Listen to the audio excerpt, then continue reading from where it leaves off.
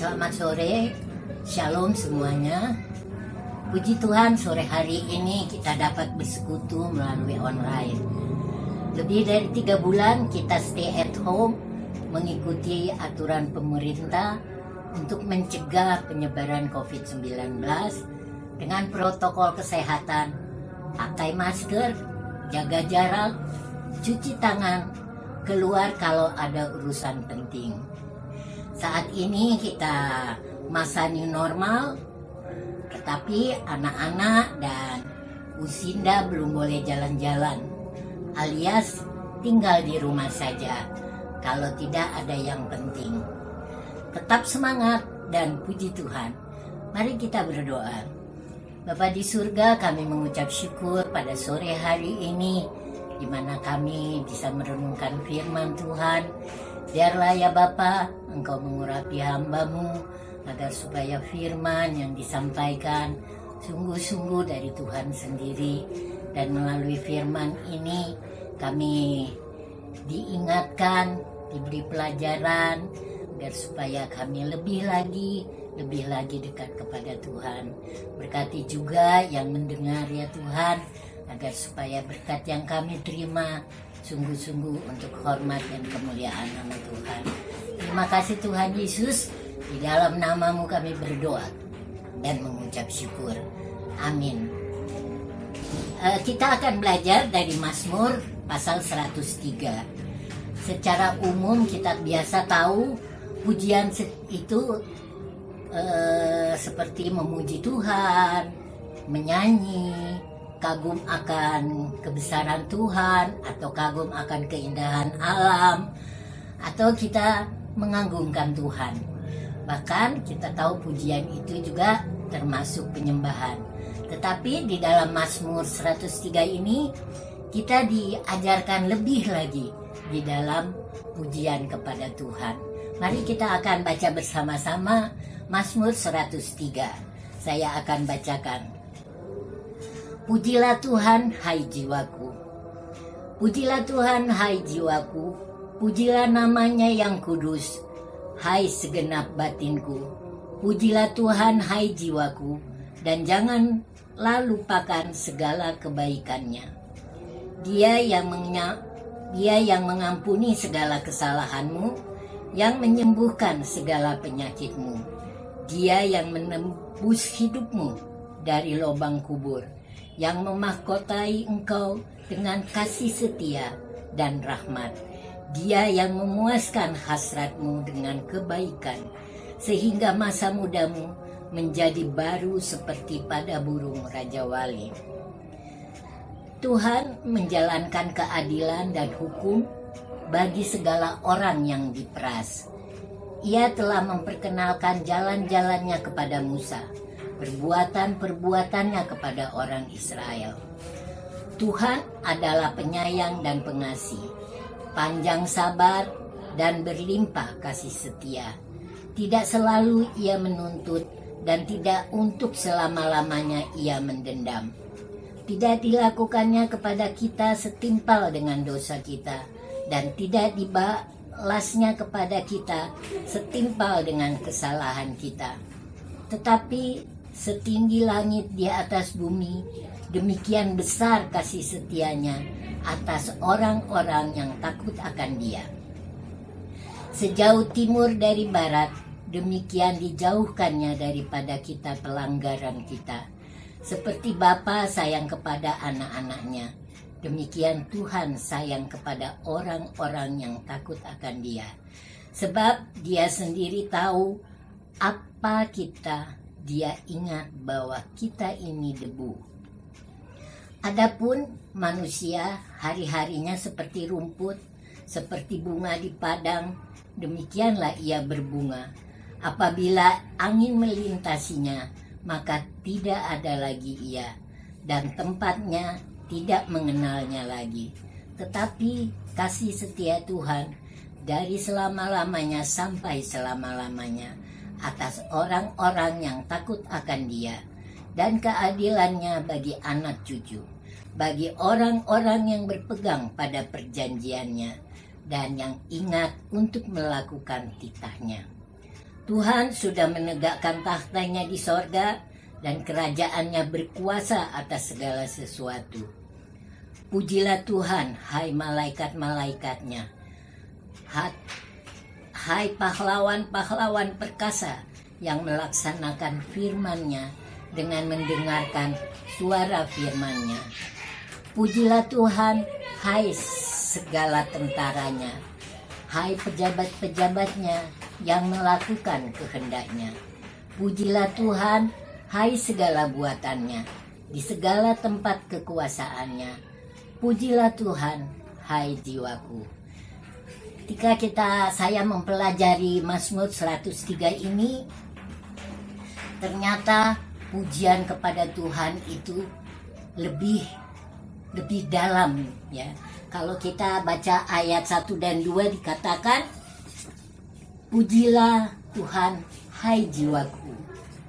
Puji namanya yang kudus, hai segenap batinku. Pujilah Tuhan, hai jiwaku, dan janganlah lupakan segala kebaikannya. Itu menunjukkan bahwa hidup kita itu benar-benar harus penuh dengan pujian. Di sini dikatakan, pujilah Tuhan, hai jiwaku. Dari ayat 1 dan 2 itu 2 kali. Kemudian dikatakan, pujilah Tuhan, hai batinku. Itu menunjukkan saya sebagai orang percaya, kita harus terus memuji Tuhan dengan hidup kita. Karena dengan jiwaku, dengan batinku. Ayat 22 dikatakan, pujilah Tuhan, hai segala buatannya, di segala tempat kudusnya. Pujilah Tuhan, hai jiwaku. Di sini menunjukkan segala buatannya. Kita orang percaya adalah buatannya. Kemudian di segala tempat kekuasaannya, kita juga adalah kekuasaan Tuhan. Jadi dimanapun kita berada, kita perlu memuji Tuhan. Pujilah hai jiwaku. Ditutup juga dengan pujilah jiwaku. Jadi sungguh-sungguh kehidupan kita itu penuh dengan pujian. Siapa aku? Kita adalah orang percaya. Kita adalah buatannya. Kita adalah tempatnya, ya, rumah. Doa adalah tubuh kita. Jadi apapun yang kita lakukan, dimanapun kita berada, kita tetap harus puji Tuhan. Kenapa kita harus puji Tuhan? Dan mengapa kita harus puji Tuhan? Kita akan baca lagi dari 2b tadi sampai ayat 5. Mengapa kita harus puji Tuhan? Lihat, kalau kehidupan kita itu butuh untuk terus puji Tuhan. 2b dikatakan segala kebaikannya, ya, segala kebaikan Tuhan. Itu sebabnya kita harus puji Tuhan. Kemudian ayat 3 sampai 5.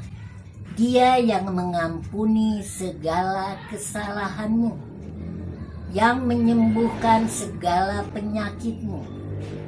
Dia yang menebus hidupmu dari lubang kubur, yang memahkotai engkau dengan kasih setia dan rahmat. Dia yang memuaskan hasratmu dengan kebaikan, sehingga masa mudamu menjadi baru seperti pada burung raja wali. Ini adalah hidup kita. Hidup kita sebagai orang percaya bahwa sungguh luar biasa Tuhan itu. Olehnya terus kita mengisi kehidupan kita dengan puji-pujian kepada Tuhan. Kemudian kita melihat ayat 6.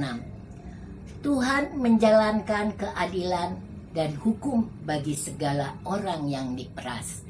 Saya baca buku dan maksudnya orang diperas, ya mungkin digambarkan kalau kita melihat ibu-ibu kalau masak misalnya memeras kelapa ya untuk dapat santan, atau mungkin kalau kita habis mencuci pakaian kita harus peras pakaian itu.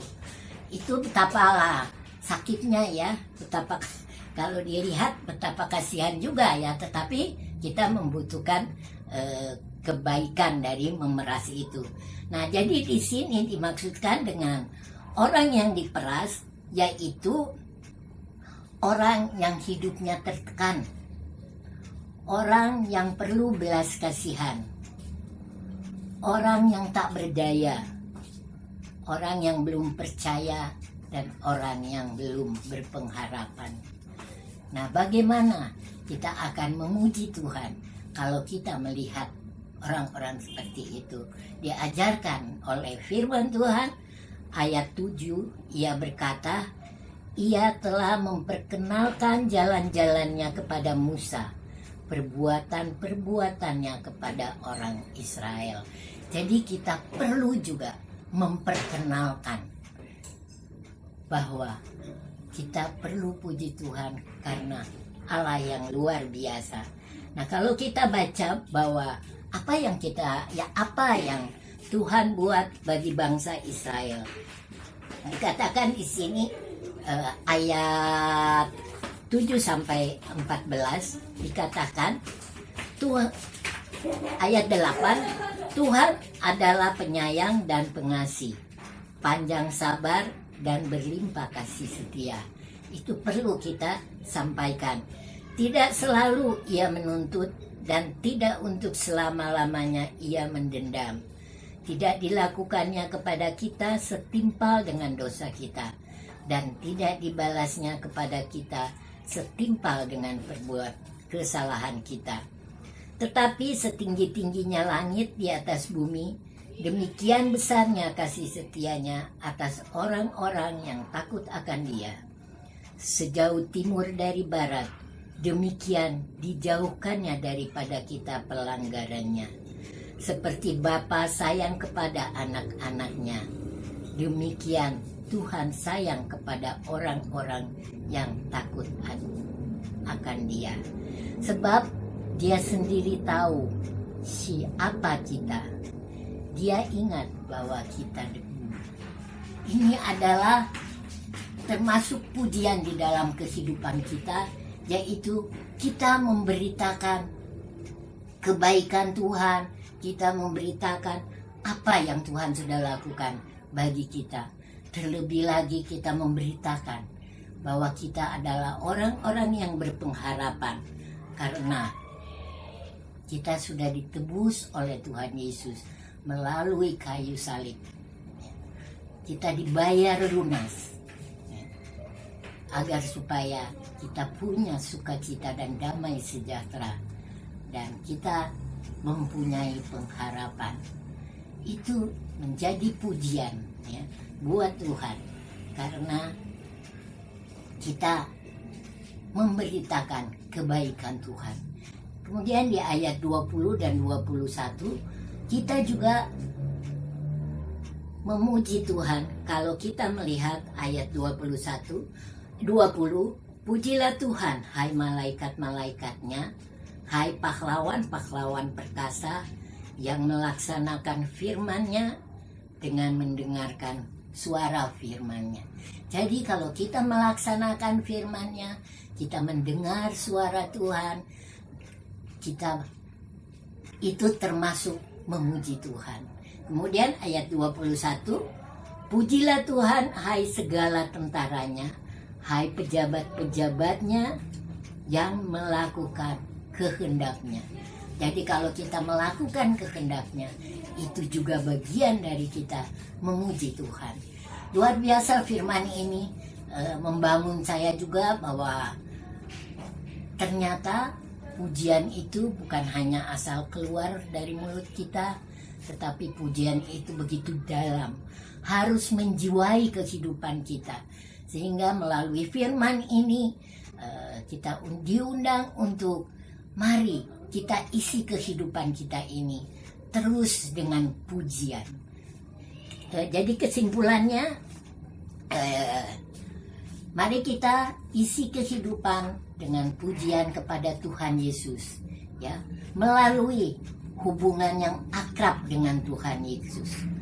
Dikatakan dalam Yohanes 15 ayat 1 sampai 8, kita sudah tahu, yaitu mengenai pokok anggur yang benar. Jadi kehidupan kita harus terus melekat bersama Tuhan Yesus, sehingga Tuhan Yesus juga melekat di dalam kehidupan kita. Kemudian yang kedua, kesimpulan yang kedua, kita perlu memberitakan Injil. Karena dengan memberitakan Injil, kita juga sudah memuji Tuhan melalui kehidupan kita. Sehingga dimanapun kita berada, meskipun kita stay at home, kita masih tetap bisa memberitakan Injil. Mungkin bukan dengan kita menyatakan Tuhan Yesus mati di kayu salib, tapi kita sudah belajar tadi. Kita bisa mengatakan bahwa Tuhan Yesus itu kasih, penyayang, dan bermacam-macam. Sarana juga sudah ada, kita bisa WA, kita bisa telepon. Ya. Jadi dimanapun kita berada, kita bisa memberitakan Injil kepada orang-orang yang masih diperas. Kemudian yang ketiga, ini waktunya. Kita diberi kehidupan. Mari hidup ini kita isi dengan pujian kepada Allah, kepada Tuhan Yesus. Karena waktu kita singkat, seperti dikatakan di dalam ayat 15 dan 16. Adapun manusia hari-harinya seperti rumput, seperti bunga di padang, demikianlah ia berbunga. Apabila angin melintasinya, maka tidak ada lagi ia, dan tempatnya tidak mengenalnya lagi. Olehnya, inilah kesempatan bagi kita. Mari kita bekerja untuk Tuhan. Mari kita terus memuji Tuhan. Isilah pujian di dalam kehidupan kita, yaitu melalui membesarkan nama Tuhan, agar kemuliaan Tuhan dinyatakan melalui kehidupan kita. Terus semangat memberitakan Injil meskipun kita ada di rumah saja. Mari kita berdoa. Bapa di surga, kami bersyukur ya Tuhan untuk firman Tuhan yang luar biasa. Lebih mengajar kami untuk kami terus memuji Tuhan. Meskipun kami ada di rumah, tetapi kami masih tetap memuji Tuhan melalui perbuatan-perbuatan Tuhan di dalam kehidupan kami. Terlebih ya Tuhan, anugerah keselamatan yang Tuhan sudah berikan kepada kami, di mana Tuhan Yesus mati di kayu salib untuk menebus dosa kami, dibayar lunas dengan darahnya ya Tuhan, agar supaya kami mempunyai pengharapan, yaitu hidup bersama-sama dengan Tuhan Yesus. Olehnya ya Bapa, isilah terus kami ya Bapa dengan pujian, agar supaya hidup kami selalu berkenan kepada Tuhan. Terima kasih ya Tuhan untuk firman-Mu pada sore hari ini. Luar biasa dan indah ya Tuhan. Terima kasih Bapa. Kami masih tetap berdoa untuk negara dan bangsa kami ya Tuhan. Biarlah Tuhan terus menolong bangsa kami ini ya Bapa, agar supaya pemerintah bisa berjalan dengan baik, rakyat juga bisa taat, bisa patuh, sehingga juga bisa dapat mendukung akan perekonomian Indonesia, juga dapat mendukung agar supaya penyebaran COVID-19 cepat tiada di bumi Indonesia. Tapi kami tetap berharap kepada Tuhan. Kami percaya rencana Tuhan adalah rencana yang paling indah. Olehnya kami serahkan Indonesia ke dalam tangan-Mu Bapa. Di dalam nama Tuhan Yesus kami berdoa dan mengucap syukur. Amin.